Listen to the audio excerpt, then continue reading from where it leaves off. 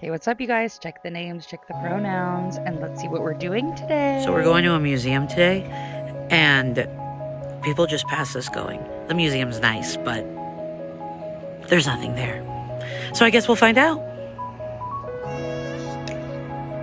Okay, I thought you were going to do something more. Nope, that's all I got. All right. I don't want to get a ticket. ACAB. This guy's on his phone, so... Oh, this is where the guy is. The hammer guy. I didn't know that's where hammer guy was.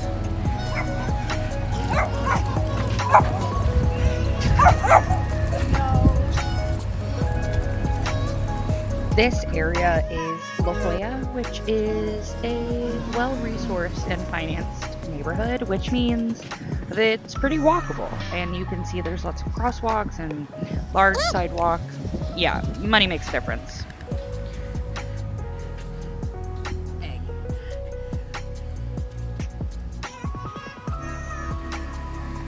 Now for the big reveal, we're going to a museum.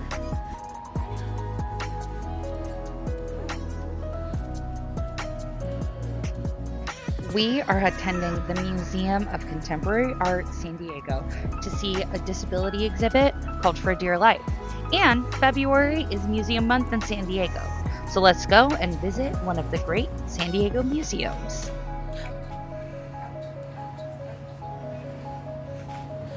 It was really nice to see how accessible this museum was already from the jump start.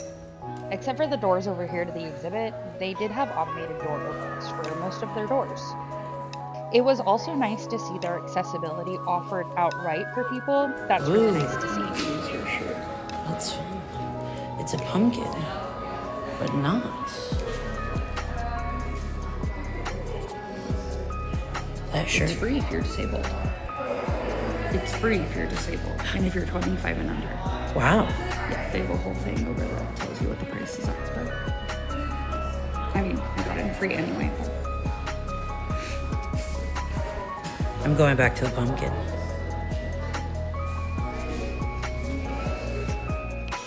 Witness me in intense focus and concentration. Wristband shot.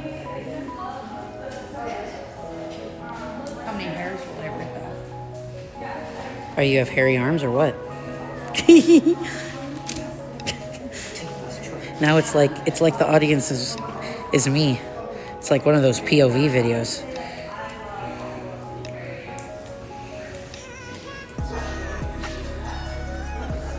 Whoa, okay, strong.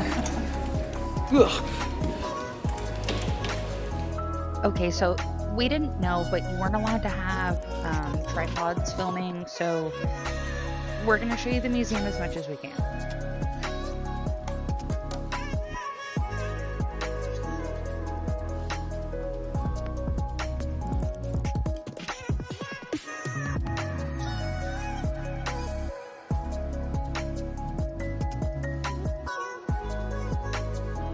One aspect that was really interesting about this museum exhibit is that it covered disability all the way from as early as 1942, I believe was one of the earliest pieces we got, through 2024. So we're going to share some of those pieces and their commentary on disability, the multidimensional aspects of that, and kind of the exploration of pain and stuff.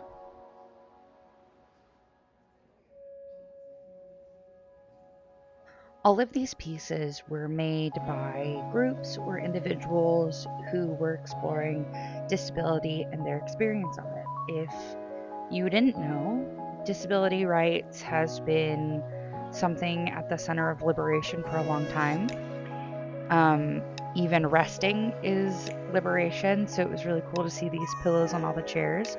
I did take them up. I did have to rest because I have several disabilities, so for this to be a welcoming space that was flat and had lots of space for any mobility devices to move through, including wheelchairs, was really nice to see and have it taken into account with the art done by disabled artists exploring their bodies and their understanding. It was all really powerful and really beautiful. Obviously, feel free to pause. I personally am a big fan of 3D art and things that have lots of texture. So being able to see all of these different forms of art and exploration of the different pieces of someone's disabled life is really beautiful. And trans rights are human rights, if you had no idea. I think another aspect of this exhibit that was really poignant for me is that a lot of people, I think, believe that this is from the past, but if we don't take heed of our past, we will be doomed to repeat it. And I think the current political climate feels very much like that.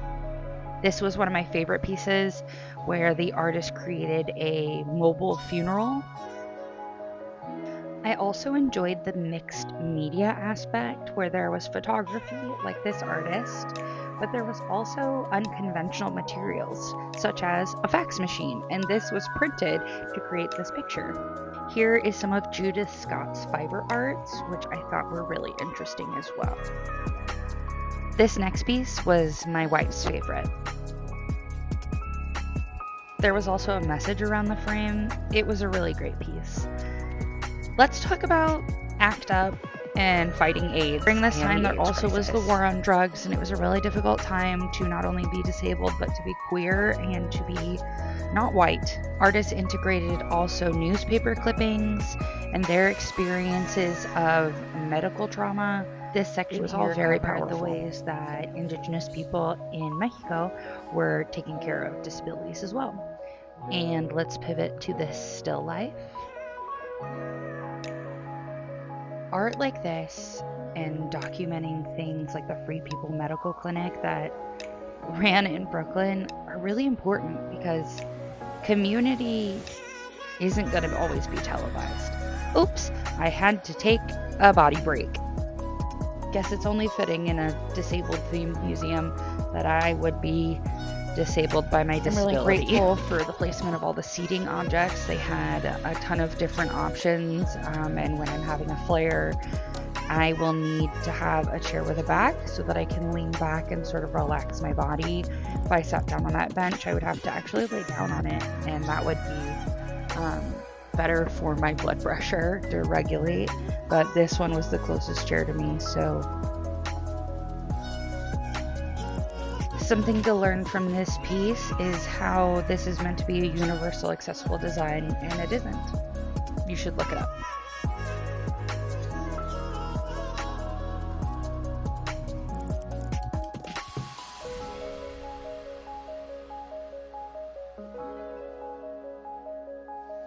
And to my surprise, there is a nursing area and a sensory room. So let's go check it out and see what they have. I like that they have these curtains to create an enclosed space, especially if you're nursing. Privacy is key. But that it also had space for some sensory activities.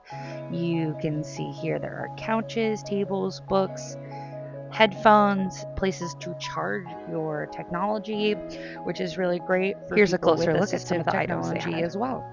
We checked out the rest of the museum, which has this iconic exhibit in it, and I'm sure you've seen it everywhere if you've looked up San Diego art. It's such an amazing little view and a permanent installation here.